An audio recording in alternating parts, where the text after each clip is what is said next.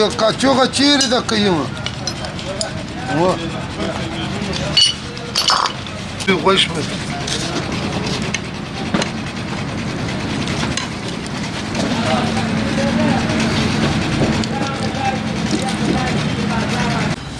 ونو که سره بیا خواته در صحیح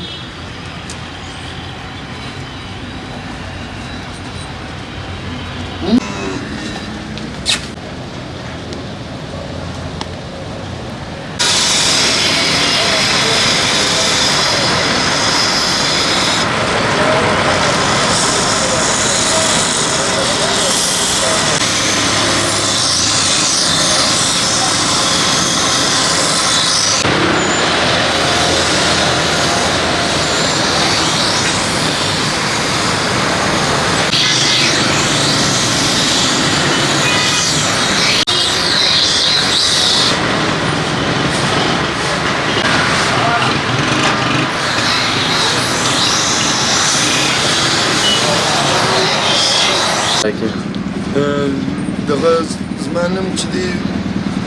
خلیل احمد قصاب دی د درایي کې زما غټه قصابي ده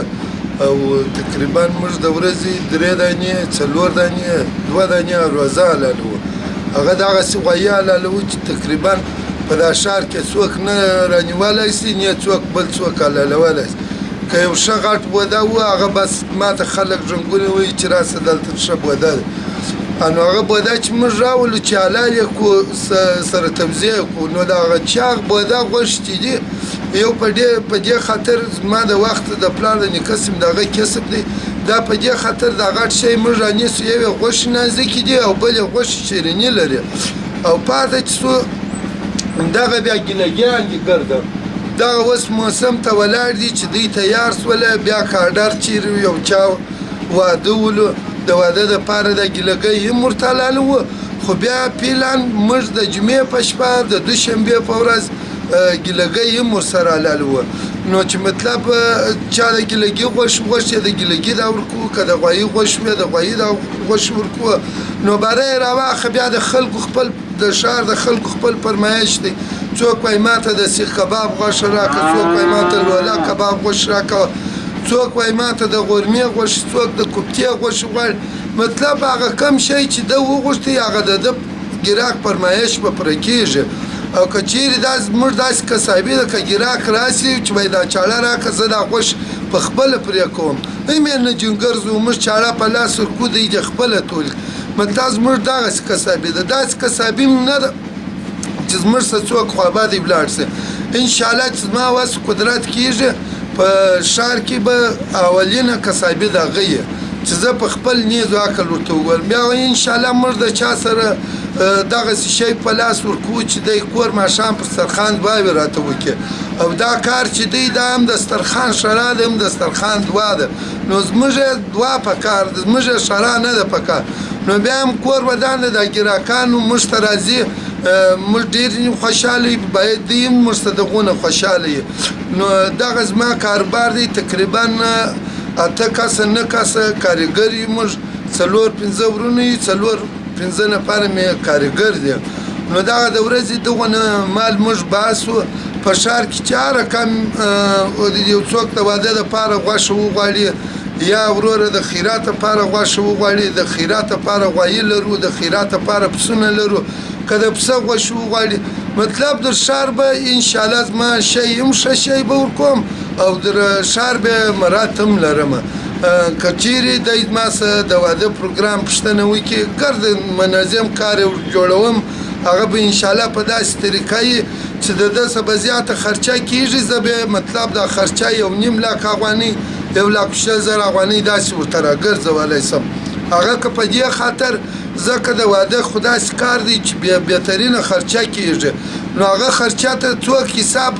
هره ورځ خو خلک ودونه نه کوي په کال 15 کال کې یوه ورځ کوي هغه باره داسې د خرچې به دره وره کړي چې زه څو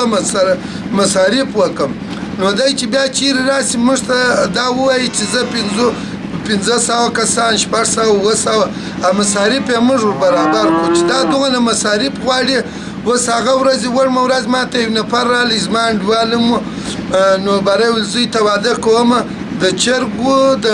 ګیلګي غوښ مال بالکل بیا بل انډوال ورته وویل چې یا د ګیلګي غوښ نه د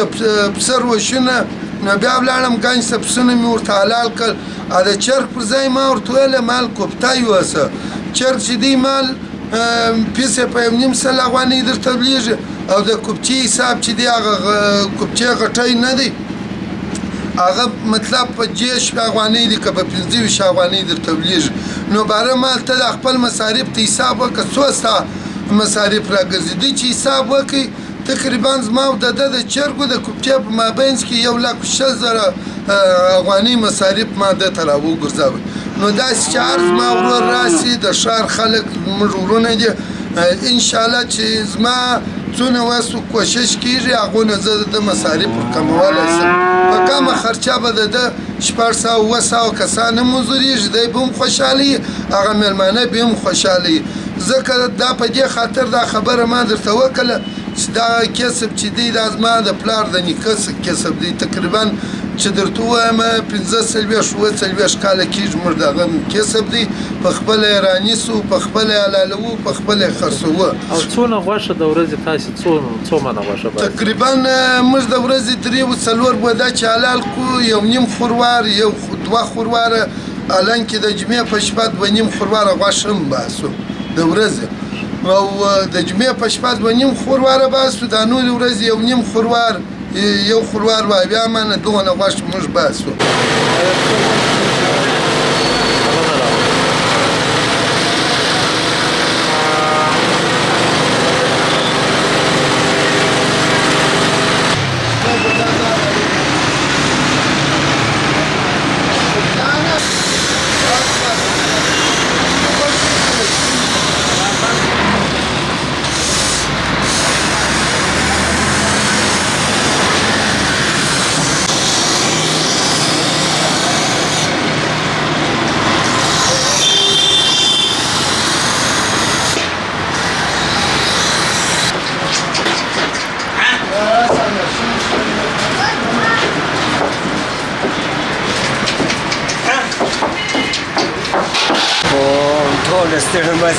ګرد کندهار مې مینهوال دي ښه کسابي مو کلندري کسابي د هر کار مو کلندري دي ښه هر څوک چې غوښې وړي هر پیچ هر نټ بولټ دلته شته ماز دې ځان راورسوي چې د خولې خوند یې هم سم کړو ګرده کاروبار وي انشاءالله د دیګ خوند بیا هم سم وي ذایقه بیا هم سم وي دغه رقم وي څو غویې حلالوئ د ورځې 4 غوایې 15 غوایې 3 غوایې لاس یې نه لري خو کلندري کار مو دی ښه هر رقم چې پر برابر وکړو بالا بس ټکا شو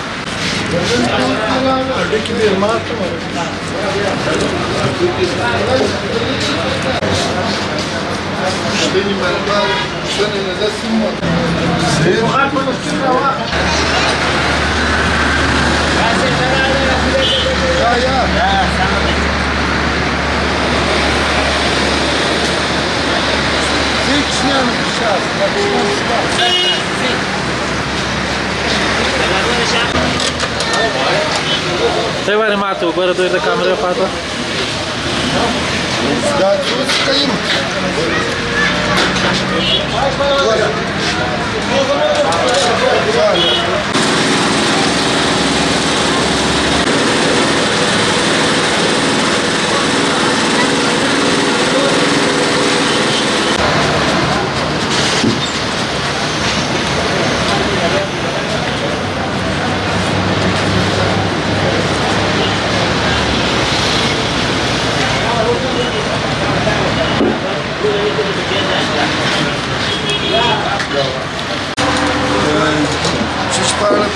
هغه غوښې کې کوم ځای شیرین دی په غوایي کې په غوایي کې خو نه اوس ګوره دا د سریداس غوښ دی دا ګرده سریدستونه دي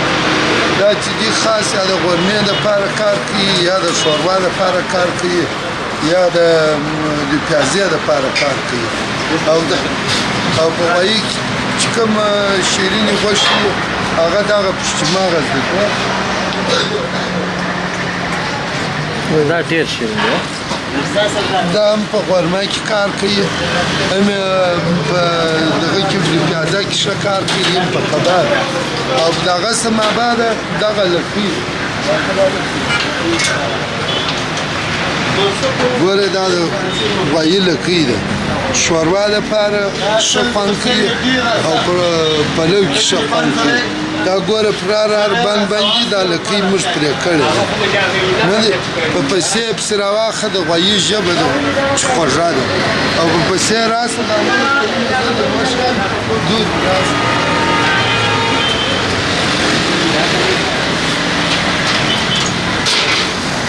ګوره دا د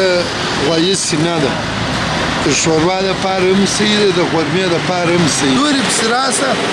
دا غوښه چې ده دا مکمله د سیخ کباب دپاره د لولا کباب دپاره ده او دغه غوښه چې بیا ده دا بیا د ګیلګي غوښه ده د هر شي دپاره کار کوي هم د پیازې دپاره هم د روش دپاره هم د کباب دپاره ګوره دا هم د ګیلګي ده دا هم د ګیلګي ده او دا غوښه چې بیا ده دا بیا د ورانه غوښه د خالي و غرمې ته کار کوي او دا غوښه چې بیا ده دا بیا هم سم نیمه یې د کباب کار کوي سم نیمه یې غرمې ته کار کوي دا زموږ څه چې کوم خلک د کباب دپاره وټل دپاره غوښې وړي نو د دې د دا ځای کیسه بیا د دا ځای پورې دا غوښې کباب دی دور یې هم نیسه د دا ځای کیسه بیا د دا ځای کباب دی او د دا ځای کیسه بیا د دا ځای دا ګرده د کباب غوښه او شاته یې دغه لږ غوښه پاتېږي هغه غرمې ته کار کوي اوس چې تاسو غوایي حلال کړئ دا څونه سو څو مانه سو دا تقریبا دغه مانه سلو تقریبا 55 مانه سلو په 1,15,000 روپۍ موږ رانیولي او سهار مې حلال کړي دي هغه یو دانه چې ولو په دغه یو خروار 15 مانه سو په 3,25,000 روپۍ سوي وو بل مې حلال کړي دي اتیا مانه راغلي دي هغه په 1,15,000 روپۍ سوي څونه خپل کاروبار سره زیات څونه خوشحاله یاست خپل کاروبار سره الحمدلله ډېر راضي یم شکر دی وروره تقریبا پخوا هم ښه اوس هم شکر دی ښه دی